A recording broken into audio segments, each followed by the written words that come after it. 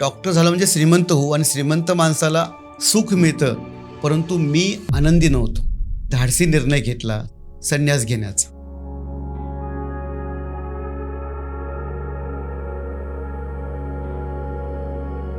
मला त्यातून दिसलं आजाराची कारणं कुठे लपलेली आहेत. 95% आजार सायकोसोमॅटिक आहेत. अगोदर मन आजारी पडतं, मग शरीर. हे करत असताना तुम्हाला काय अडचणी आल्या किंवा काय वेगळे अनुभव आले? खरं सांगू, या जगात कोणीच कोणाचं नाही आहे. आपण एकटा येतो, एकटा मरतो. एक धागा सुखाचा, 100 धागे दुःखाचे कळून गेलं. खरा आनंद कसा मिळवावा? लाईफ खूप सुंदर आहे, पण ती सुंदर कधी आहे की त्याचा ताबा आपल्या स्वतः आपल्या हातात घ्यावा लागेल.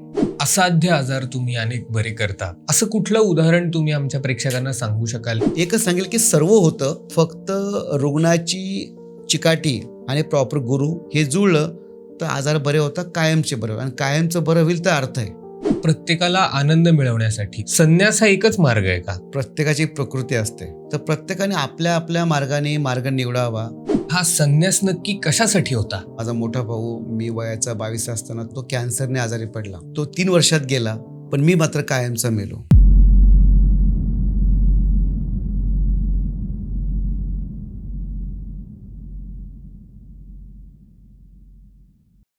नमस्कार मंडळी, वैचारिक किडाच्या वैचारिक गप्पांमध्ये तुम्हा सगळ्यांचं स्वागत. मंडळी, आजकाल लोकांचं आरोग्य ढासळत चाललंय. अनेक लोक असाध्य आजारांनी, रोगांनी ग्रासले गेलेत. मग ह्यावर नक्की योग्य उपाय काय?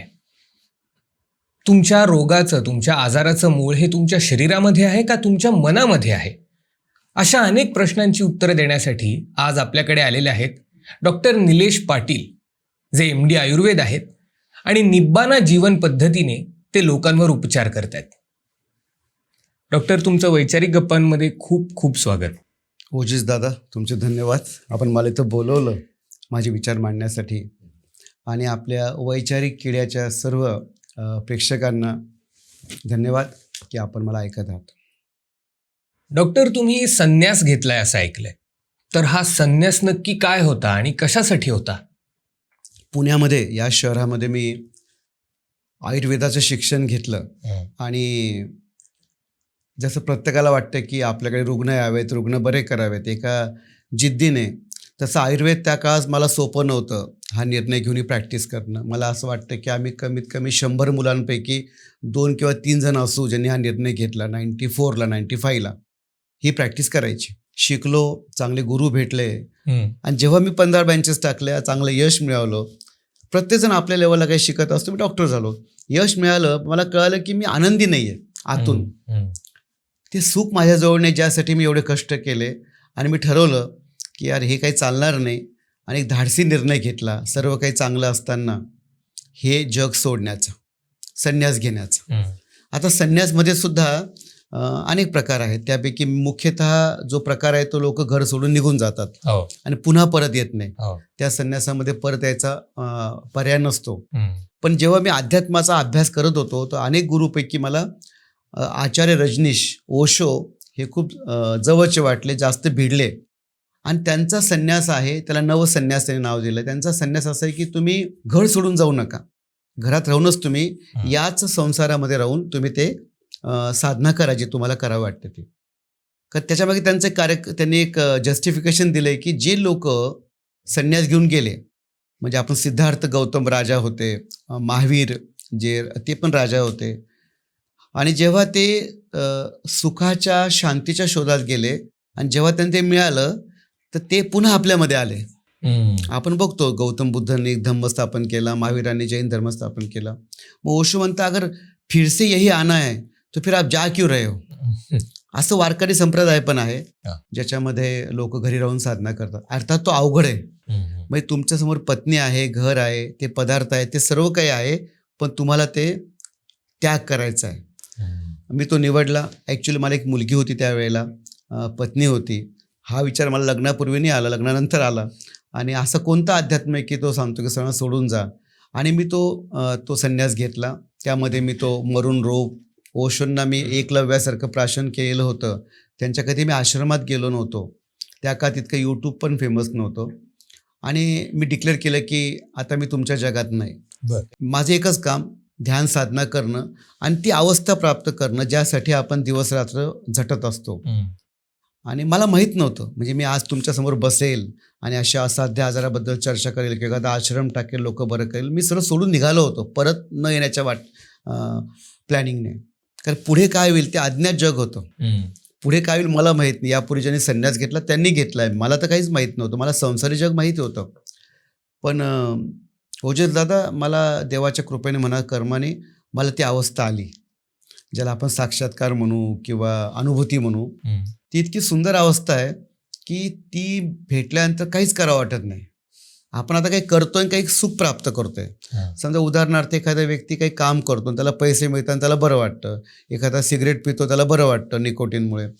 त्याच्यामध्ये काही न करता मला बरं वाटतं. असं काहीतरी येतं आणि एक सुंदर अशी शब्दात पण न सांगता येते अशी अवस्था आहे.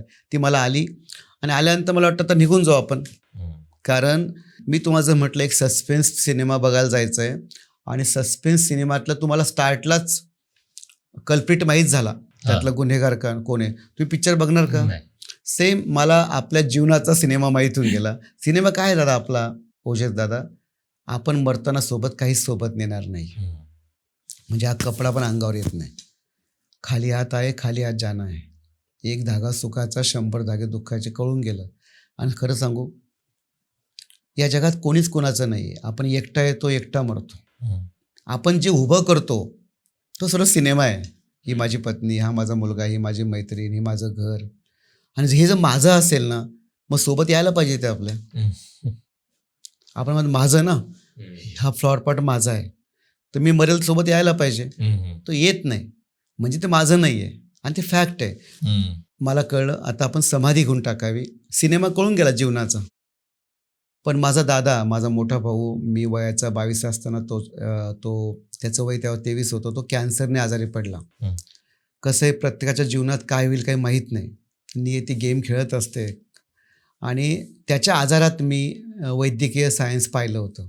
असं म्हणता कॅन्सरला कारण नाही, पण माझं नेहमी असं म्हणणं आहे की कार्यकारण भाव सिद्धांताप्रमाणे धूर आहे म्हणजे कुठेतरी आग आहे. त्यावेळेस ते इतकं तेव्हा मी BMS फर्स्ट इयरला होतो. तो 3 वर्षात गेला. पायाचा त्याला बोन कॅन्सर होता. पण मी मात्र कायमचा मेलो. आणि जेव्हा मला ती अवस्था आली समाधी घेण्याची, मी म्हटलं, आणि तोपर्यंत माझ्याजवळ अनेक आजारांचा इलाज सापडलेला होता, ज्याला असाध्य लेबल लावून टाकलेले आजार आहेत, हे मी बरे करत होतो, म्हणजे संन्यास घेईपर्यंत. तर मी म्हटलं आपण जर गेलो तर हे ज्ञान आपल्यासोबत निघून जाईल. दादासारखे खूप पेशंट मार्केटला आहेत, आपण त्यांच्यासाठी उभं राहू. म्हणजे मी माझं संन्यास आणि समाधी सोडून या जगात पुन्हा आलो असाध्य आजार बरं करण्यासाठी. दुसरं मी पाहिलं की घराघरात रामायण महाभारत चालू आहे. रामायण महाभारत म्हणजे काय, तुमची जवळचेच लोक तुमच्या दुःखाची कारणीभूत आहेत. कोण जवळचे लोक? पती पत्नी, सासू सून, बॉस असिस्टंट, 2 पार्टनर्स. जिथे 2 लोक एकत्र आले ओजस दादा, तिथे वाद व्हायलाच पाहिजे. स्टार्टला सर्व बरं असतं. मग माफ करा मला हे बोलताना की सासू सासूच असते, आई आई असते, पती पती असते, पत्नी. आणि ज्याचं लग्न झालं त्याला माहिती आहे. आता जे मला ऐकतायत, पती पत्नीचा संबंध, मी एवढे कोर्सेस घेतो, हजारो लोकांना बोलतो, गेले 27 वर्ष मी या फील्डमध्ये. सर्वात जास्त हॅम्पर्ड नातं, ज्यात जास्त वाद चालू आहे ते पती पत्नीचं, 2 पार्टनर्स आणि सासू सून. वाद म्हणजे काय, दृष्टिकोनाचा प्रॉब्लेम येते. सासूबाईला असं वाटतं तर ते सुनबाईला पटत नाही, सुनबाईला जे वाटत ते सासूला पटत नाही. रामाचा काय दोष होता ओजस दादा? उद्या राजा बनणार, त्याला आदल्या रात्री बोलावलं गेलं, काही 2 वर शिल्लक ठेवले होते की मग ती पूर्ण स्टोरी जर तुम्ही आठवली, त्याचा काय दोष? जो उद्या राजा बनणार त्याला सांगितलं गेलं की तुला उद्या राजाने बनायचं, भरताला बनायचं. चला एक वेळ ते मान्य आहे. त्या आईला, प्रत्येक आईला आपला मुलगा हा कौशल्यपुत्र होता, हिला वाटतं माझा पुत्र पुढे जावा. पण दुसरी अट द्यायची काय गरज होती की तू 14 वर्ष वनवासात जा? एखाद्या माणसाच्या आयुष्यात 14 वर्ष काढा बरं तुम्ही.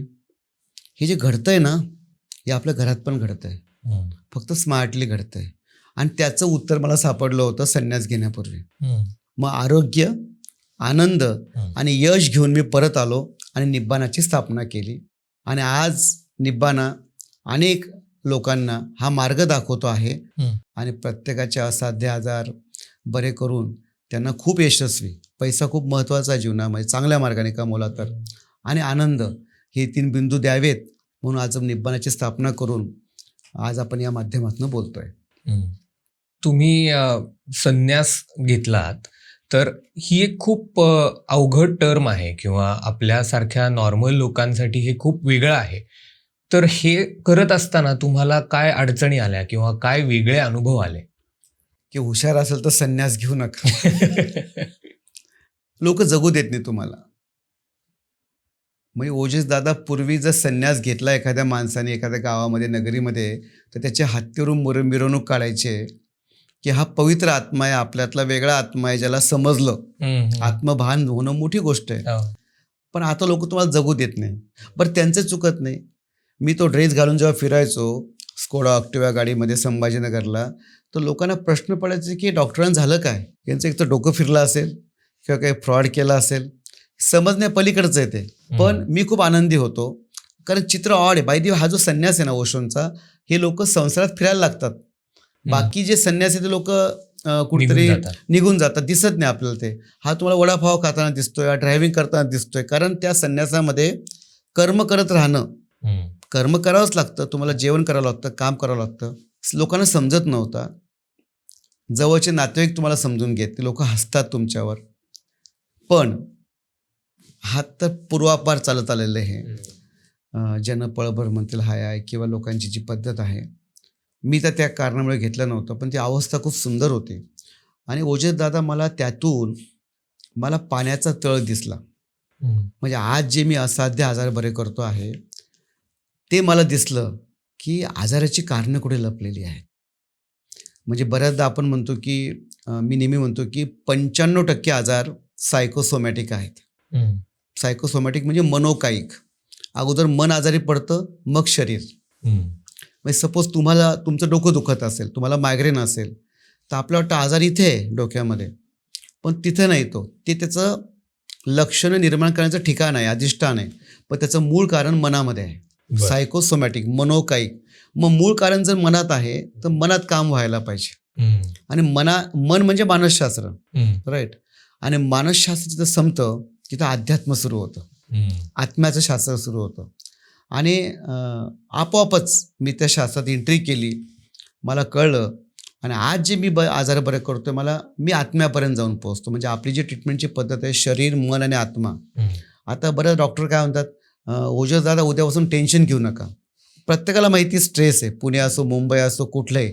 छोटा बाळ सोडला आणि मेलेला व्यक्ती सोडला, तर मध्ये आपलं लाईफ टेन्शनचंच आहे. आता टेन्शन शब्द आपल्याला खूप कॉमन होऊन गेला, आता काय असणारच. तर त्या टेन्शनमुळे आपल्याला आजार होतात. मग डॉक्टर सहज म्हणतो, आम्ही बाय द वे प्रत्येक डॉक्टर आपल्या लेवलला चांगला प्रयत्न करतो. डॉक्टर सहज म्हणतो की ओजस दादा उद्यापासून टेन्शन घेऊ नका. असं इतकं बोलून ते होत नाही. झालं असतं खूप छान झालं असतं, स्विच ऑन स्विच ऑफ, पण टेन्शन येतं. जसं ते बिरबलाच्या कथेमध्ये त्याला आव्हान दिलं होतं तिथल्या त्याच्यामध्ये, आपण नाही म्हणतो बिरबलाला एक आव्हान दिलं जातं, त्यापैकी एक आव्हान असं होतं की तुला एक बकरी दिल्या जाईल आणि त्या बकरीला खूप खाऊ घालायचं, पण तिचं वजन कमी व्हायला नाही पाहिजे. बिरबल ते चॅलेंज स्वीकारतो आणि त्या बकरीला रोज राजाची माणसं खाऊ घालतात. आणि जेव्हा 1 महिन्यानंतर वजन चेक करता, वजन कमी झालेलं असतं. सांगा का कमी झालं असेल? खाल्लं भरपूर तिने, ती खात होती, पण तिच्यासमोर बिरबलाने वाघाचं चित्र लावून ठेवलं होतं. ती खायची आणि ते वाघाकडे बघायची. त्या टेन्शनमध्ये ती यायची. आणि काय तिच्या पोटात ते अन्न बनत नसेल. तसं आपल्या जीवनातला वाघ कोण आहे? सुनबाईसाठी सासूबाई, सासूबाईला सुनबाई, असिस्टंटसाठी बॉस, बायकोला नवरा, नवऱ्याला बायको. सोबत राहत असताना इतक्या स्टोऱ्या, इतका कचरा जमा होतो. आपण फक्त सोबत राहतो, फक्त निमित्तच लागतं भांडणं करणं होण्यासाठी. नवरा बायकोची भांडणं मुलं बघतात आणि मुलं तेच करतात. बाप तसा बेटा, कुंभार तसा लोटा. आणि आपणच म्हणतो माझा मुलगा आजारी पडला. बऱ्याचदा वडिलांचा स्वभाव हा कारणीभूत ठरतो मुलाला आजारी करण्यामागे. समजा आता कसं घडतं की समजा वडील सिस्टमॅटिक स्वभावाचे असतील, तर त्यांची अपेक्षा असते मुलं सिस्टमॅटिक पाहिजे. नंबर 2, आता प्रत्येकाला वाटतं आपला मुलगा IIT, प्रत्येकाला वाटतं आपला मुलगा डॉक्टर. मतलब सब सब भगा रहे अपने बच्चों को, कहा जाना किसको पता नाही. मी नेहमी म्हणतो कुठे जायचं आपल्याला, 6x2ची जागा लागते, 2 टाईम. बाय द वे आम्ही गंमतमध्ये घास मोजले, सकाळी 18 घास, संध्याकाळी 18 घास, आणि एक शांत झोप लागते. पण आपण त्यासाठी किती मरमर करतो दादा, जगतच नाही आपण. लोक काय म्हणतील, 2 BHK असताना 3 BHKची अपेक्षा, 3 BHK असताना अजून पुढची अपेक्षा. अपेक्षा काही थांबत नाही आहे, आणि अपेक्षांच्या ओझ्यामध्ये आपण कधी स्ट्रेसमध्ये येतो, कधी आजारी पडतो आपल्याला समजत नाही. आणि पुन्हा बसलेत. प्रत्येक पॅथी मी नेहमी सांगेल की प्रत्येक पॅथी आपल्याप्रमाणे प्रयत्न करते, पण आपण इतकं चुकतोय, काय त्या टॅब्लेट्स बऱ्या करतील आपल्याला. पण आता आनंद तुम्ही म्हणालात, तर प्रत्येकाला आनंद मिळवण्यासाठी, सुख शांती मिळवण्यासाठी संन्यास हा एकच मार्ग आहे का अजून काय केलं पाहिजे लोकांनी? निश्चितपणे संन्यास हा एक मार्ग नाही आहे. प्रत्येकाची एक प्रकृती असते. मी आक्रमक आहे, ॲग्रेसिव्ह आहे, पिंड असतो प्रत्येकाचा. मी खूप जहाल निर्णय घेतला. जसं आपण लोकमान्य टिळक, भगतसिंग आणि महात्मा गांधी म्हणतो की जहालवादी, आणि अजून कुठलं एक होतं आपलं मवाळवादी. तर प्रत्येकाने आपल्या आपल्या मार्गाने मार्ग निवडावा. पण संन्यास तुम्ही जेव्हा शब्द वापरताय, तर संन्यासाचा एक अर्थ तुम्हाला सांगतो मी. आपलं बरं संन्यास म्हटलं की एखादे गुरुजी दिसतात, बाबा दिसतो, ज्यांनी भगवे कपडे घातलेले आहेत. संन्यास म्हणजे कपडे घालणं नाही. तुम्ही कपडे न घालताही संन्यासी राहू शकतात. तो फक्त एक निमित्त येते, काहीतरी अटायर येतो. संन्यासचा अर्थ खूप छान आहे की आता कसली अपेक्षा नाही. जसं आपण एखादा व्यक्ती मेलेला असतो दादा, त्याला कसली अपेक्षा असते. तुम्ही त्याला एखादी शिवी द्या बरं, त्याला शिवी पण लागणार नाही, राईट. आणि छोटा बाळ, म्हणजे छोटा बाळ आणि मरण्याच्या अवस्थेमध्ये बाळाच्या अंगावर पण कपडे नसतात, आणि मरणाऱ्या माणसाच्या अंगावर पण कपडे आपण टाकतो, जो सोबत काय नेत नाही. मधल्या काळात जो आपण खिसा भरतो, ते भरणं म्हणजे काय, आसक्ती, अपेक्षांचे ओझे. बरं, या निमित्ताने एक तुम्हाला मी कथा सांगेल आपल्या प्रेक्षकांना. एकदा संत एकनाथांकडे एक माणूस गेला.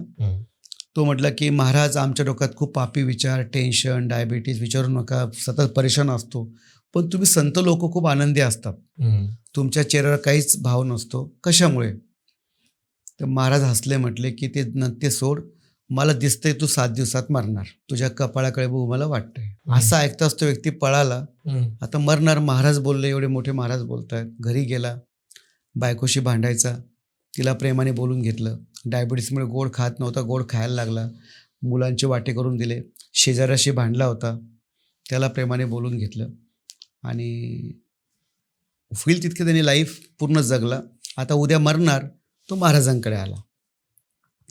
म्हटलं, महाराज नमस्कार, मला ओळखलं का? महाराज म्हटलं, हां तू तोच ना. ओके, कशामुळे येणं केलं? आता उद्या मरायचं बाबा, आज तुम्हाला भेटून जाऊ. कसे गेले दिवस तुझे? खूप छान गेले म्हणे, विचारू नका किती छान गेले. आणि ते पापी विचार, त्याचा तर लवलेश पण नव्हता 6 दिवसांमध्ये. कशामुळे रे म्हणे?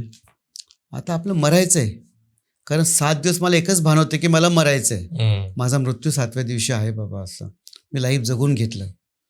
मग महाराज त्याला म्हटले, ऐक, तुम्हाला काय विचारलं होतं की आम्ही संत लोक का आनंदी असतो? तर महाराज म्हटले, आम्ही आमचा मृत्यू रोज आमच्या डोळ्यांनी बघतो. आपण मृत्यूपासून लांब पळतोय. मी जर माझा मृत्यू समोर बघतोय, तर मी लोकांना कसा फसवेल? कोणतं टेन्शन घेऊ मी? मला माहिती आहे अंतिम सत्य मृत्यू आहे, आणि तेच मी रोज बघतोय. ही लोक आहेत ना, विनमुख झाले मृत्यूपासून. आज पुण्यामध्ये कोणी मेला असेल, आपण काय म्हणतो, ओ मरा, हमें तो बहुत टाइम है अभी. ओशो म्हणता ठिकाणी, जब वो मरा और आप बोलेंगे की मैं मरा, त्याच मोमेंटला तुमच्या लाईफमध्ये ट्रान्सफॉर्मेशन घडेल. आज मी जगतोय, मी म्हटलं माझं निमित्त फक्त आजार बरं करणं, समाजामध्ये आनंद आणणं आहे. आपोआपच ईश्वर किंवा आपल्या हातून चांगलं काम होतं. तुम्ही जर तुमचा मृत्यू रोज तुमच्या डोळ्यांनी पाहिला, तर कसलं टेन्शन तुम्हाला? पण खूप दिवस जगायचं आहे, काही करेल मी, लोकांना फसवेल, खोटं बोलेल, कोणत्याही मार्गाने पैसा कमवेल, पण सर्व इथं सोडून जायचं आहे. अर्थात जेव्हा तुम्ही वाईट मार्गाने कोणतेही पैसे कमवतात, त्या घरात सुख येत नाही. पैशासोबत अनेक गोष्टी येतात. तर मी नेहमीच सांगतो की भान ठेवा रे बाबांनो. मी पैसा कमावला कधीच नाही म्हणत नाही. पैसा कमावा, पुरुषार्थ गाजवा, पण वाईट मार्गाने नाही. आणि पैसा कमावा, एक भान ठेवा रात्री झोपताना की आपलं मरायचं एक दिवशी. मतलब सज्जन रे झूठ मत बोलो, खुदा के पास जाना है, जायचं एक दिवशी. का आपण आमरपट्टा घेऊन आलेलो आहोत. नाही, हे ज्याला कळलं त्याच मोमेंटला तुमची स्ट्रेस मेकॅनिझम सिस्टीम बिघडते. तुम्ही आनंदी होतात आणि या श्वासावर येतात. सध्या आपला श्वास बिघडलेला आहे, तो जोरात चालू आहे. श्वास बिघडला की आपलं केमिकल बिघडतात. केमिकल बिघडले की आजार होतात. आजार म्हणजे काय? आजार is disease is nothing but a imbalance of chemical hormones system. आपल्या शरीराचं चक्र बिघडलं की आपण आजारी पडतो. चक्रम शब्द आहे आपल्याकडे, हा चक्रम झाला. आपल्या बॉडीमध्ये चक्र आहे, 7 प्रकारचे चक्र आहे. चक्रांचं इम्बॅलन्स म्हणजे आजार. असंही आयुर्वेदामध्ये सांगितलंय की prevention is better than cure. आमचा जो श्लोक आहे की स्वास्थ्यस्य स्वास्थ्य रक्षणम आतुरस्य व्याधी परिमोक्ष आहे. म्हणजे हे पहिलं सायन्स आहे जगातलं जे म्हणतं की स्वस्थ व्यक्तीचं स्वास्थ्य रक्षण करायचं. आतुरस्य म्हणजे आजारी माणसाला बरं करायचं. म्हणजे आमचा अर्धा विषय लोकांनी आजारी पडू नये यासाठी आहे. किती वाजता उठावं, किती वाजता झोपावं, कसं जगावं, काय करू नये, काय करावं, कोणता आहार घ्यावा, कसे पदार्थ बनवा, हा आमचा अर्धा विषय. आणि आमचा अर्धा अभ्यास आतुर व्यक्ती म्हणजे आजारी व्यक्तीला बरं करण्याचा आहे. तर त्या नियमाने जर आपलं वाटतं की आपले आजार बरे व्हावेत, आजारी पडू नये, तर ओजस दादा आपल्या विचारांवर काम व्हायला पाहिजे. मी नेहमी म्हणतो की विचार तुमचे जसे असतात तशी तुमची ॲक्शन असते. Thoughts, action. ॲक्शन तुम्ही वारंवार केली that become your habit. Habit तुमची क्रिएट झाली दॅट क्रिएट युअर कॅरेक्टर. आणि character leads to destiny. Destiny म्हणजे प्रारब्ध म्हणू आपण. म्हणजे तुमचं जे आज डेस्टिनी आहे त्याचा संबंध तुमच्या विचारांशी आहे. मग विचार बदला, तुमचं भाग्य बदलेल. डॉक्टर मला सांगा, आरोग्य आणि अध्यात्म ह्याचं काय रिलेशन आहे, हे कसं समजावून सांगता येईल? अध्यात्म हा शब्द मुळात आत्म्यापासून आलेला आहे. आत्म त्यामध्ये आहे आणि शरीर, मन आणि आत्मा. आपण जेव्हा आरोग्य म्हणतो आपण शरीराचं आरोग्य जास्त करून घेतो. बाय द वे, जर तुम्ही डीप पाहिलं, आता WHO ने व्याख्या बदलली आहे. पूर्वीची व्याख्या शॉर्ट होती, ती व्याख्या आयुर्वेदातनं आली आहे. समदोषा सम अग्निश्च समधातू मलक्रिया प्रसन्न आत्म इंद्रिय मन स्वस्त इथे विधीयते. म्हणजे फक्त शरीरच नाही, समदोषा, आमच्याकडे वात पित्त कफ नावाचे 3 तत्व मानलेले आहेत. त्याला दोष म्हटलं आहे. आता दोष वेगळ्या अँगलने आपण घेतो. समदोषा सम अग्निश्च, आपली जी पचन अग्नी आहे त्याशिवाय बॉडीतल्या प्रत्येक पार्ट ठिकाणी एक अग्नी असतो. सम अग्नि सम धातू मलक्रिया. धातू शब्द मेटल अँगलने घेतोय. 7 प्रकारचे धातू सांगितले. रस, रक्त, मांस, मेद, मज्जा, अस्थि, शुक्र. हे सम अवस्थेमध्ये असून सुद्धा चालणार नाही. प्रसन्न आत्मा इंद्रिय मन. सांगा कोणत्या सायन्सने आत्मा इंद्रिय मनाचा अभ्यास केला आहे? आणि हे सर्व चांगलं असताना ज्याचं इंद्रिय मन आत्मा प्रसन्न आहे त्याला स्वस्थ म्हणावे. आता याच्या व्याख्येमध्येच आत्मा आलेला आहे, व्याख्येमध्येच मन आलं, इंद्रिय आलेले आहे. मग अध्यात्म वेगळा कसा राहील? बरं, अध्यात्म म्हणजे देवाची पूजा नाही. अध्यात्म म्हणजे कुठल्या गुरुचे पाय पडणं नाही. अध्यात्म म्हणजे स्वतःला समजून घेणं. मी नेहमी म्हणतो की तुम्ही स्वतःचा शोध घ्या. जसं मी आत्ता बोललो की आपण का धावतोय, कशासाठी धावतोय, आपल्या जीवनाचं ध्येय काय, आपण आलो काय या पृथ्वीवर, हे आपण विसरून जातो. आणि जेव्हा समजतं ओजस दादा, तोपर्यंत वेळ गेलेली असते. आता बरं, माझ्याकडे जे रुग्ण येतात ना, त्यांना वाटतं की डॉक्टर काही औषध देतील. मी नेहमी सांगतो की फक्त औषधी मी देत नाही, औषधं माझ्याकडे आहेत. तरी मी म्हणतो की औषधावर डिपेंड राहू नका, कारण औषधांशिवाय बाकी फॅक्टर महत्त्वाचे. आता मी जेव्हा पेशंटला ट्रीटमेंट देतो त्या या निमित्तानं आला म्हणून सांगतो की 4 ते 5 प्रोटोकॉल मी केलेले आहेत. जेव्हा आश्रमात व्यक्ती येतो तर मी त्यांना सांगतो की तुम्हाला औषधी एक पार्ट तर आहेच, जे मी चांगले औषध तुमच्या आजाराप्रमाणे देईल. दुसरा एक पार्ट येतो डाएटचा. आपण जे खातो, तर असं म्हणता आपण जे खातो तसं आपण बनतो. पण खाण्याच्या पथ्य एक वेगळं मॅटर आहे आणि पदार्थ बनवायचं एक वेगळं मॅटर आहे. मग उदाहरण सांगतो या निमित्ताने आलं म्हणून की आज मी विचारलं प्रेक्षकांना की तुम्ही जी भाजी करतात, जो स्वयंपाक करता, एखाद्या स्त्रीला विचारलं तर तू कशी करते ताई भाजी, अशी अशी, कुठे शिकली? माझ्या आईकडे. तुझी आई कुठे शिकली? त्यांच्या आईकडे, म्हणजे आजीकडे. आजी पणजी आजीकडे. पणजी आजी पण ची करण्याची पद्धत आणि या मुलीची पद्धत सेम आहे. भाजी घेणार, तेल टाकणार, जी काही प्रोसेस आहे.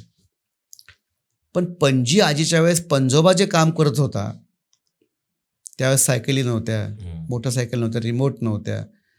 मला आठवतं माझ्या आजोबा शेतामध्ये मोठाने पाणी काढायचे. म्हणजे आपोआप त्यांचं 5,000 पावलं फिरलं होऊन जायचं. आता आपल्याला घड्याळ लावून फिरावं लागतं.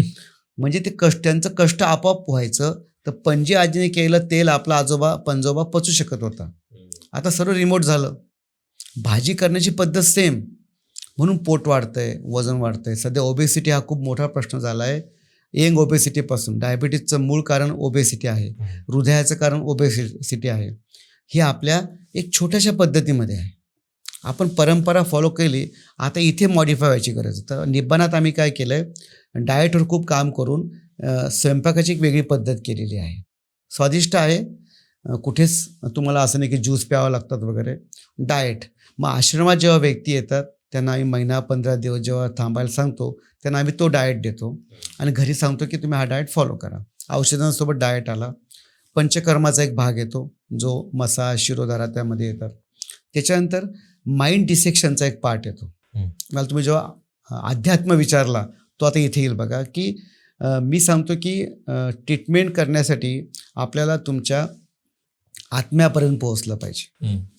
मग याच्यामध्ये आम्ही त्यांची 3 दिवसाची एक कार्यशाळा घेतो ज्याच्यामध्ये व्यक्ती वाल्याचा वाल्मिकी होतो. आता वाल्या कुठे आपल्यात लपलेला? वाल्या म्हणजे आपला स्वभाव. आपला दृष्टिकोन डिसाईड करतो. मी काय बघावं, काय बघू नये. आणि स्वभावातूनच सर्व आजार. मी आत्ताच बोललो, विचार तुमची डेस्टिनी क्रिएट करते आणि स्वभावावर तुम्ही जर काम नाही केलं, you can't change your destiny. मग लोक म्हणतात स्वभाव बदलत नाही. स्वभावाला औषध सापडलेलं आहे निब्बाणामध्ये. वाल्या वाल्मिकी होतो. मी सुद्धा माझ्या स्वभावात पहिले बदल केले म्हणून लोकांना सांगतोय. हे आपण अशा हजारो गोष्टीत बाय डिफॉल्ट आपली शाळा, आपले आईवडील, समाज आपल्याला शिकवतो आणि आपण आजारी पडतो. आपल्याला वाटतं डॉक्टर आपल्याला काही 2 गोळ्या दिल्या, आपण त्यातनं बरं कसं बरं होऊ आपण. मी नेहमी म्हणतो आपण आजारी पडलं की डॉक्टरकडे जातो. मी पण जायचो लहानपणी. माझ्याकडे पण लोक येतात. आपण म्हणतो यांना हे सिम्पटम आहे. डॉक्टर सिम्पटम विचारता, काही तपासण्या करतात आणि एक पांढऱ्या याच्यावर कधी समजणारं किंवा न समजणारं अक्षर मेडिकलकडे जातं. आणि मेडिकलवाला आणि ते दुकान म्हणजे आपली काशी, म्हणजे आपलं तीर्थक्षेत्र. तो आपलं असं काही देईल आणि आपण बरं होऊ. हे चालू ना 30-40 वर्षामध्ये. कसं बरं होईल सर? बाय द वे, मी प्रेक्षकांना विचारेल की आज तुम्ही माझं पॉडकास्ट बघताय दादासोबत, जेवण केलं असेल सर्वांनी, बरोबर? याचं उत्तर आपलं हो येतं. जेवण तर केलंच पाहिजे, का जन्मसिद्ध हक्क येतो आपला. किती लोकांनी व्यायाम केला आहे, केला आहे. किती लोक सकाळी उठून किंवा 5 किलोमीटर पळालेत. किती लोकांनी घाम गाळलेला आहे. व्यायाम करायचा नाही, वाटेल तो विचार करायचा, वाटेल ते खायचं. मग कसं तुमचं आरोग्य बिघडणार नाही? म्हणजे वाईट ते करायचं आणि डॉक्टरकडे जाऊन फक्त औषधं खायची. काय करणार तो डॉक्टर पण तुम्हाला? आणि फक्त तेवढंच नाही, मग आश्रमात आल्यानंतर मी यांची जीवनशैली मॅनेज करून देतो, माइंड डिसेक्शन करतो. याच्याशिवाय अनेक गोष्टी. हा श्वास, मी नेहमी माझ्या पॉडकास्टमध्ये म्हणतो की सापाचं आयुष्य 1000 वर्षांचं आहे, कासवाचं आयुष्य 300 वर्षाचं आहे, कुत्र्याचं आयुष्य आहे 10 ते 15 वर्षाचं. काय फरक असेल? फरक आहे श्वासाचा. कासव मिनिटाला 2दा-3दा श्वास घेतं. कुत्रा इतका श्वास घेतो की नाकाने अपुरा पडतो आणि तोंडाने. आपल्यातला पण जो माणूस हाय करेल तो कुत्र्यासारखा मरतो. आज जो लंबी सांस लेगा, धीरे से काम करेगा, कन्सेप्ट क्लिअर असतील, तुम्हाला मरण येणारच नाही सर. तुम्ही कासवासारखं जगाल. असाही ससा आणि कासवाच्या कथेमध्ये कासव शर्यत जिंकला तर आपण ऐकलंय. हे शिकवतोय. आपण सर्व पळतोय. मी म्हणत नाही, पुन्हा सांगतो, मी म्हणत नाही प्रगती करू नका, पैसे कमवू नका. शांत डोक्याने काम करा. श्वासाला नियंत्रित करा. करता येतं. विचार आणि श्वासाचा संबंध आहे. प्राणायाम केला की तुमचे विचार बदलतात. विचार बदलले की श्वास बदलतो. पण प्राणायाम बंद होऊन जातो. रामदेव बाबा येऊन गेले आपल्याकडे, आपण प्राणायाम केल्यानंतर विसरून गेलो. विचार बदलले की श्वास बदलतो, श्वास बदलला विचार बदलतो. माझं म्हणणं आहे प्राणायामाने उलटं जाण्यापेक्षा विचार बदला, स्वभाव बदला. स्वभाव बदलला, तुमचे विचार बदलतील, श्वास आपोआप बदलेल. ना मी तुम्हाला फसवणार, मी फक्त प्रेम देणार, प्रेम करणार. प्रेमाचा अर्थ काय दादा? ढाई आखर प्रेम का, कबीरचं वाक्य आहे. प्रेम 2.5 शब्दाचा अक्षर आहे. अक्षरांचा शब्द आहे, प्रेम म्हणजे फक्त देणं. तर द्यायला लागा, तुम्ही द्यायला लागाल ना तर देण्याचा आनंद. जपानमध्ये एक म्हण आहे की जेव्हा तुम्ही दुसऱ्याला फुलं वाटतात, तो काटे देईल का फुल देईल माहीत नाही, पण त्या फुलांचा सुगंध तुमच्या हाताला लागतो. वा. आणि सुगंधावर तुमचं लक्ष असेल ना, मग जे येईल ते बोनस. आता मलाही सोपं नव्हतं हे सर्व करताना, पण मी फक्त देतोय, मग देण्याचा आनंद आहे. आता ते पेशंट, मला देण्यातून मला पेशंट आठवलं. आत्ताच मी जिथून आलो, आश्रमामध्ये सध्या 12 पेशंट ॲडमिट आहेत. देण्याच्या आनंदावर मला ते आठवलं. प्रेम करतात लोक, मी प्रेम करतो. सध्या माझ्याकडे एक रुग्ण आला, त्याला सध्या कोल्हापूरच्या एका रिहॅब सेंटरमध्ये गेल्या 5 महिन्यापासून तो होता. त्याचे काही सवयी असतील, मारणं, झोडणं, गांजा पिणं, दारू पिणं. तो सांगत होता की त्याला असं साखळदंडाने बांधलेलं होतं जवळपास 1.5 महिना, म्हणजे रिहॅबमधलं जेल. आणि तो मस्ती करतो म्हणून त्याला तिथेच टॉयलेट, तिथंच लघवी आणि तिथंच जेवायला. आणि सांगितलं की आता बरा होत नाही. जेव्हा आई घ्यायला गेली, त्याची आई माझ्यासोबत 1.5 महिन्यापासून सकाळ संध्याकाळ ऑनलाईन सेशनमध्ये आहे. त्याला विश्वास आला की हा डॉक्टर वेगळा आहे. तो मुलगा माझ्यासोबत 4 दिवसामध्ये तुम्ही म्हणणार नाही इतका फ्रेश झाला. मी आल्यानंतर प्रेम दिलं. असे तिथे 4-5 मुलं आलेले आहेत माझ्यासोबत. आजचा 6वा दिवस आहे. ओजस दादा बाहेर निघालेत ते. आता हे मुलं लवकर समाजाला सांगतील की माझा सिझोफ्रेनिया बरा झाला म्हणून. त्याच्या अगोदर अनेक जणांचा मी केला. प्रेम द्यावं सर, खूप पॉवर आहे प्रेमात. पण आपण या समाजाने आपल्या प्रेमापासून लांब दिलं. आपण जे प्रेम करतो ते वेगळं प्रेम आहे. म्हणजे मी तुला देईल, तू मला द्यायला पाहिजे. It's a conditional, we can say love. Unconditional love, eternal love. Eternal लवमध्ये काय असतं, डिटॅचमेंट विथ कमिटमेंट. म्हणजे मी देईल पण अपेक्षा ठेवणार नाही. आता हे पण मी जे बोलतोय खूप सोपं आहे वाटतं. थोडं साधना केली, ध्यान केली, गुरुचं सानिध्य मिळालं तुम्हाला, तुम्ही स्वतःला क्लीन केलं, आपोआपच आपण मुळातच प्रेमाचा झरा आहोत. पण प्रेमाचा संबंध आपल्या हृदय चक्राशी आहे. तिथे आपला हार्ट चक्र असतं, तो संबंध त्याचा प्रेमाशी आहे. पण आपली सिस्टीम, समाजाची सिस्टीम, आपला समाज, नंतर एज्युकेशन सिस्टीम, नंतर मनातलं बोलायचं नाही, कपट, याचं हे चक्र ब्लॉक होऊन जातात आणि त्यातनं आपण आजारी पडतो. डॉक्टर, असाध्य आजार तुम्ही अनेक बरे करता. असं कुठलं उदाहरण तुम्ही आमच्या प्रेक्षकांना सांगू शकाल की जे सगळ्यात मोठं होतं? पहिला आपण घेऊया की मायग्रेन. हा आपण कायमचा बरा करतो. किती मोठा मायग्रेन असतो, रिपोर्ट बऱ्याचदा नील असतात, MRI करतात, पण डोकं दुखतं, तो कायमचा बरा करतो. बायपास अँजिओप्लास्टी आपण टाळतो. म्हणजे हृदयाच्या रक्तवाहिन्यामध्ये जे अडथळे झालेले असतात, ज्याला काही पॅथीप्रमाणे अँजिओप्लास्टी बायपास करतात, तर नॅचरल मार्गाने बायपास टाळून, ब्लॉकेजेस काढून पुन्हा ब्लॉक होऊन ही मेन ट्रीटमेंट आपण देतो. कारण त्यामागे काही कारणं असतात पूर्णपणे. त्याशिवाय वंध्यत्व, असे खूप जोडपे असतात, ते ट्राय करतात, त्यांचे बरेचसे समस्या असतात. सहजपणे दोघांना ट्रीटमेंट देऊन बाळ होण्याची आपण ट्रीटमेंट त्यामध्ये देतो. सोरायसिस नावाचा एक मोठा आजार आहे ज्याच्यामध्ये स्किनचे प्रॉब्लेम होतात. स्किनचा कोणताही प्रश्न असेल, स्पॉन्डिलोसिस, संधिवात, आंबवात नावाचा एक आजार ओजसदादा आहे. संधिवातामध्ये तुमचा एक जॉईंट दुखतो वयामानाप्रमाणे. आंबवातामध्ये मल्टिपल, जिथे 2 जॉईंट आले तो प्रत्येक जॉईंट दुखतो. आणि आंबवाताचं 100% उपचार केलेले अनेक पेशंट कायमचे आपले बरे होतात. कारण त्याही आजारामध्ये पेशंट नरक यातना भोगत असतो. पेनकिलर खाऊन तो बरा होत नाही, दुखत असतं. याच्याशिवाय अनेक आजार जिथं डॉक्टर सांगतात की मरेपर्यंत गोळ्या खायला बरं होणार नाही. सर्वात मुख्य जो मला जिव्हाळ्याचा विषय तो आहे मानसिक आजारांचा. सिझोफ्रेनिया, डिप्रेशन, OCD, झोपेचे प्रश्न, सर्व आजार. याच्यात मला हा जिव्हाळ्याचा काय की याच्यात तरुण मुलं सापडत आहेत. आणि तरुण पिढी आपले पुढचं भवितव्य आपल्या देशाचं. दुर्दैवाने पॅथी चुकीची नाही आहे, प्रत्येक डॉक्टर आपल्याप्रमाणे सांगतो. मग 16 वर्ष, 14 वर्ष, 10 वर्ष, 8 वर्ष मुलं जेव्हा टॅबलेट्स खातात, त्या टॅबलेटला जे साईड इफेक्ट असतात, जडपणा, ड्राउझीनेस, झोपल्यासारखं वाटणं, खूप भूक लागते या मुलांना, वजन जास्त होतं, अभ्यास करू शकत नाही आणि आयुष्यातनं उठतात. बरं, ते असं आहे की सोडलं की चावतं, धरलं की भुंकतं, या प्रकारचा तो प्रकार आहे की आणि ज्या घरामध्ये आजार असतो हे पालक बाहेर सांगू पण शकत नाही सामाजिक रचनेमुळे. आणि कालांतराने आईवडीलसुद्धा या आजारात ट्रॅप होतात.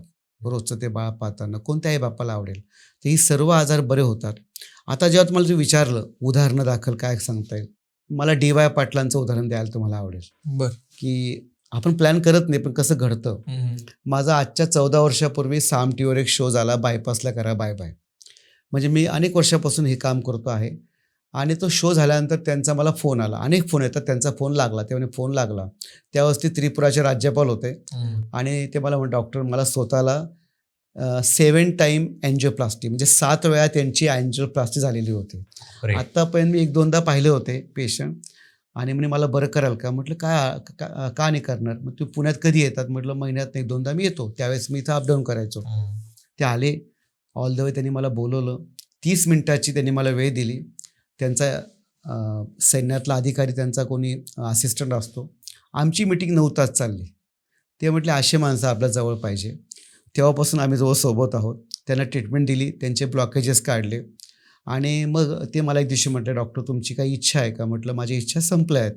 त्या अर्थाने काय असेल म्हटलं लोकांना आनंदी करायचं. मग या मी जेव्हा संन्यासचा तुम्हाला सांगत होतो, संन्यासनंतर मध्ये माझं एक छोटी 3-4 वर्ष पुण्यात अशी गेली की ते मला म्हटले की आपण दोघं मिळून करू, इतकं सुंदर शिक्षण असेल तर. म्हणजे त्यांचा पैसा माझं डोकं. पण मी काही कारणामुळे विड्रॉ होऊन आज आपलं संभाजीनगर आणि मुंबईकडे पण आपलं काम चालू आहे. संभाजीनगरात आपला इस्टॅब्लिश आश्रम आहे जिथं आपण हे काम करतो. असं मला दुसरा एक तुम्हाला अनुभव सांगायला आवडेल की आज ते बाय द वे त्याच्यानंतर त्यांचं पुन्हा ऑपरेशन झालं नाही. बरं. त्यांचं आज वय 90 आहे आणि आम्ही 100चा गेम खेळतोय. 22 ऑक्टोबर 2035ला ते 100चे पूर्ण होणार आहेत. बघू, त्यांनी निसर्गाने साथ दिली, त्यांनी औषधं घेतली तर दादा 100चे पूर्ण होतील. म्हणजे थोडक्यात मॅजिक होतात, जिद्द लागते, पेशंट पण पक्का लागतो आणि गुरु पक्का लागतो, तेव्हा ते घडतं चंद्रगुप्त चाणक्यासारखं. दुसरा एक अनुभव माझ्याकडे आहे. अशा खूप अनुभवापैकी माझ्याकडे औरंगाबादचे एक आमदार आहेत जे आता राज्यपाल झाले. त्यांचा PA आला, अर्थात तो पहिले आला नाही. दुसऱ्या एका सभापतीबाईने ते त्याच्या PAच्या मिसेसला आणलं आणि म्हटलं की हिला बाळ होत नाही 20 वर्षापासून, मुलगा नवरा दुसरं लग्न करायचं म्हणतोय. आणि ते म्हटले की आम्ही पूर्ण इंडिया फिरलो. डॉक्टर म्हटले की तुमची केस लाखात एक आहे, तुम्हाला बाळ होणार नाही. आणि नवऱ्याने दुसरा मुलगा दत्तक घेऊन टाकला होता भावाचा. औषध सुरू केले आणि मोजून 3.5 महिन्यात 2.5-3.5 महिन्यात त्या बाईला बाळ राहिलं. तर खूप बरं वाटतं. ती पण स्टोरी की जेव्हा तो सेकंड टाईम आला तर आम्ही जनरली वंध्यत्वामध्ये स्पर्म काउंट रिपोर्ट चेक करतो. माणसाचा स्पर्म काउंट, लेडीजमधले वेगळे. तो म्हटलं मी रिपोर्ट करणार नाही, मला त्या 3 दिवस गॅप ठेवायचा असतो सेक्समध्ये. म्हणजे मी 3 दिवस गॅप ठेवणार नाही. ॲक्च्युली तो उद्धट वागला माझ्याशी. तो उद्धट का वागला ते पुढे समजेल. मग मी म्हटलं औषध घेणार का घ्या. मी दोघांना औषध दिले. आमच्या पद्धतीमध्ये दोघांना औषध देतो, या सर्व गोष्टी करून घेतो आणि सहज निकाल लागतात. म्हणजे आजकाल बऱ्याचदा लोक ते आर्टिफिशियल करतायत. तर माझं सांगणं आहे की ते करता करता हे औषध पण घेऊ शकलात तर लवकर निकाल लागेल. काही डायरेक्ट पण येऊ शकतात. जेव्हा त्याला विचारलं मी तो असं का केलं, तो म्हटलं जेव्हा तुमच्याकडे मी आलो इथे मला काही मशिनरी दिसल्या नाहीत आणि मी पूर्ण इंडिया फिरलो होतो. मला मुंबईत सांगितलं की तुला बाळ होणार नाही.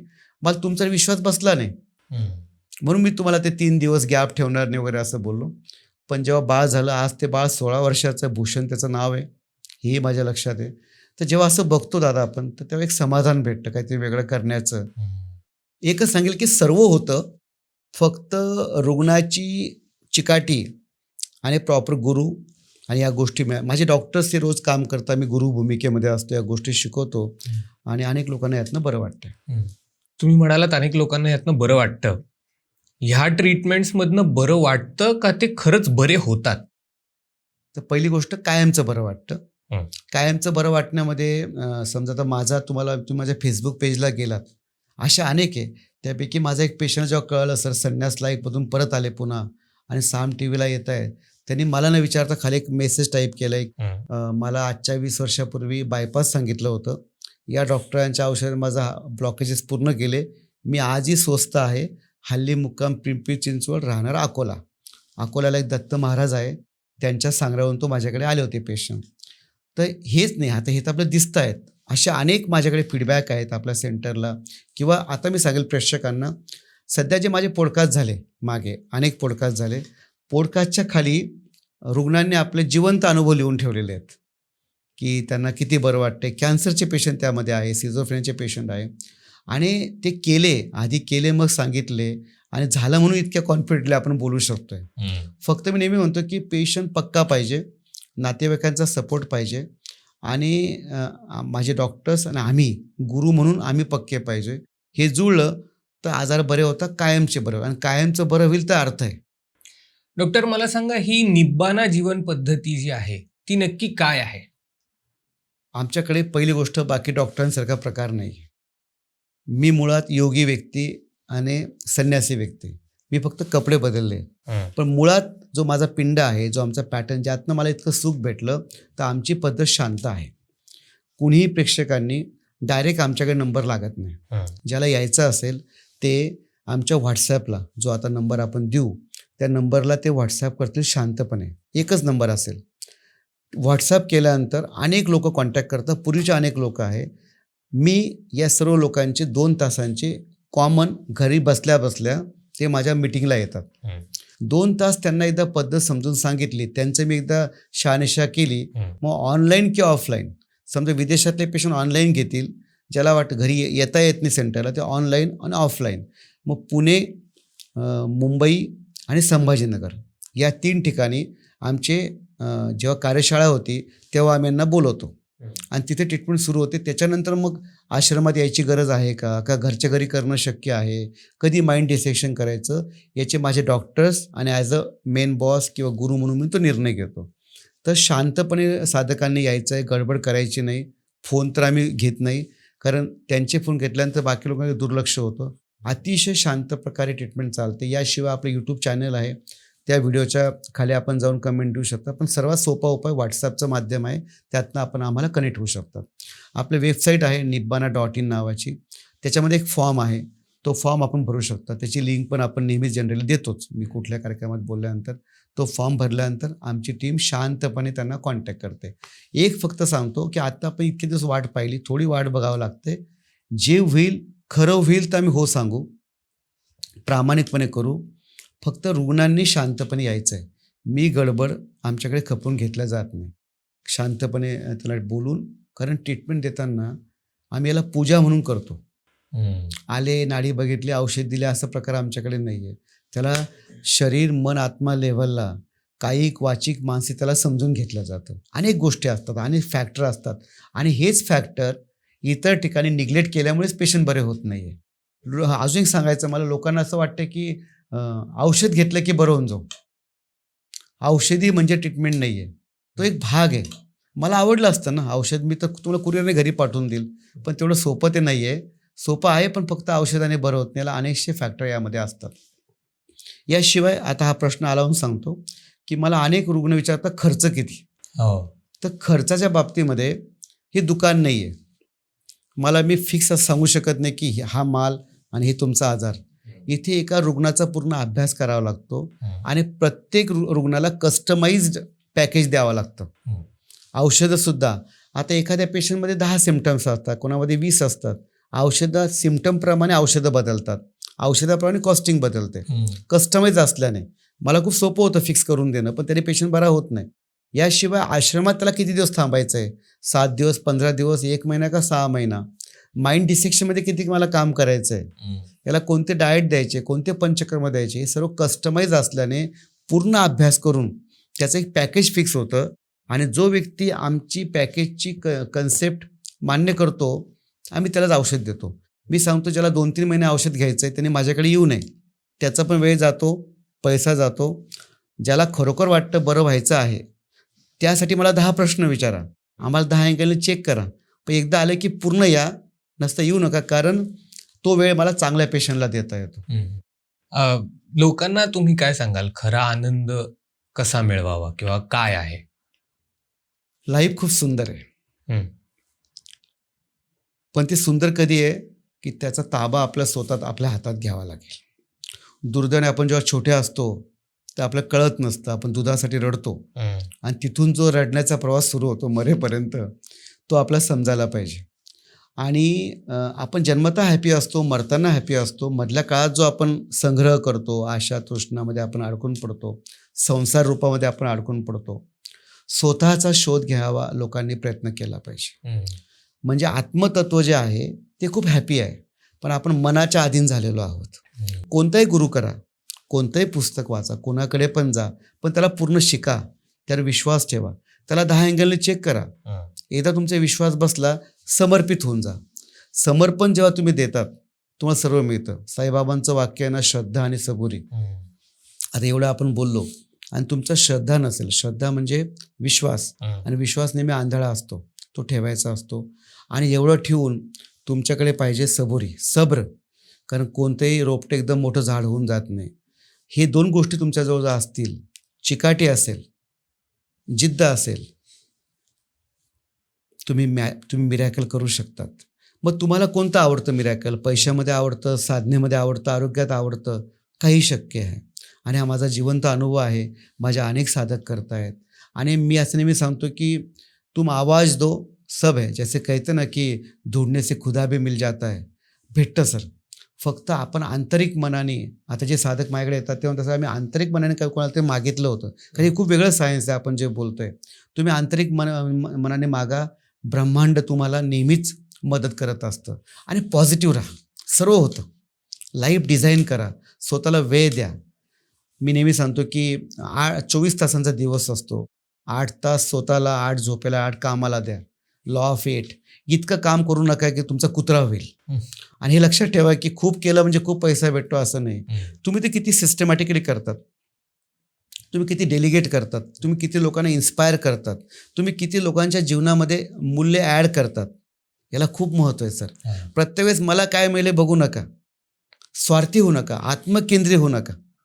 आता हे प्रवचन वाटेल, हा जिवंत अनुभव आहे. थोडं लोकांसाठी करा. जो देता है वो पाता है.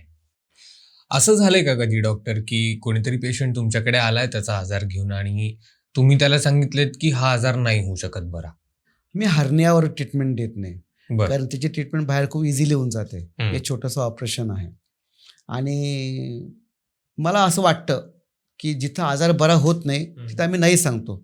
पण सांगू ओजस दादा, असं बोलण्याची आमच्या खूप कमी वेळ येते, की जवळपास सर्वच आजार बरे होतात. फक्त मी सांगतो कुठे मी नाही म्हणतो. एका बाजूला मी आजार बरा करतोय, असाध्य आजार बरा करतोय, जो बरा होत नाही तिथे, आणि त्यांच्या मुलांचा आजार बरा करतोय, नवऱ्याचा आजार बरा करतोय, आणि ते तेवढे अलाईन नसतं मला बदलण्यासाठी, स्वीकारण्यासाठी. त्यांचं म्हणणं तुम्हीच बघा माझ्या मुलाकडे वगैरे. असे आरोगंट पालक, असे असमंजस पालक, अज्ञानी पालक, त्यांच्या मुलांना मी ट्रीटमेंट देत नाही. आणि सर्व मग औषधाने होईल त्याला बरं करा असं नसतं. जर तुमचा मला कारण सापडतंय की इथे कारण आहे, मग त्या लोकांना मी पैसे देऊन पण ट्रीटमेंट देत. नंबर 2, काही लोकांना असं वाटतं की सर फी जास्त कमी. मी तुम्हाला सांगू, एखादा डिप्रेशनचा आजार घ्या, सिझोफ्रेनिया घ्या, बायपास घ्या. बायपास ठीक आहे तुम्हाला करून टाकता, पण ते पुन्हा होतात.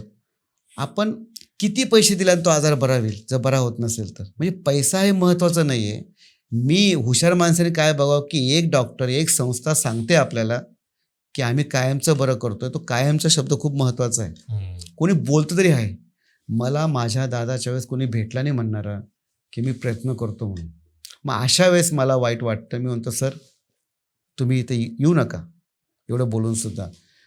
मग असा एखादाच दुर्मिळ भेटतो, त्याला आम्ही बाहेरची वाट दाखवतो. पण ओव्हरऑल लोक येतात, हे पण सांगतो या निमित्ताने. लोक ऐकतात, खूप चांगले लोक आहे. आज जे माझ्याकडे 200-300 लोक औषध घेत आहेत, खूप गोड लोक आहे, खूप प्रेम करतात. मी एक दिवस जर सेशनला आलो नाही तर ते मिस करतात मला, ते प्रेमापोटी. तर लोकांचा खूप छान रिस्पॉन्स आहे. म्हणजे मी नेहमीच म्हणतो की जग खूप सुंदर आहे, आपण फक्त त्या प्रकारे सुंदरता निर्माण केली पाहिजे. मला या जगाचा जेव्हा उल्लेख होतो तर मला एक चारोळी आठवते आपली, की दुरून सगळीच गावं सुंदर दिसतात, दुरून सगळीच गावं सुंदर दिसतात, आणि गल्ली बोळातून फिरताना कळतं की ती किती विस्कटलेली असतात. हे विस्कटलेलं पण जर या पॉडकास्टच्या निमित्ताने लोकांना माहीत झालं असेल तर मला वाटतं आजच्या आपल्या गप्पांना अर्थ आहे. बाकी योग आहे आणि भोग आहेत. थँक्यू सर, तुम्ही आमच्या शोमध्ये आलात आणि आमच्या प्रेक्षकांना खूपच चांगली माहिती किंवा चांगलं ज्ञान दिलं, त्याबद्दल खरंच खूप खूप धन्यवाद. थँक्यू. Thanks a lot. मंडळी, तुम्हाला जर हा व्हिडिओ आवडला असेल तर नक्की लाईक करा, शेअर करा आणि वैचारिक किडाच्या चॅनलला सबस्क्राईब करा. भेटूया पुढच्या एपिसोडमध्ये. धन्यवाद.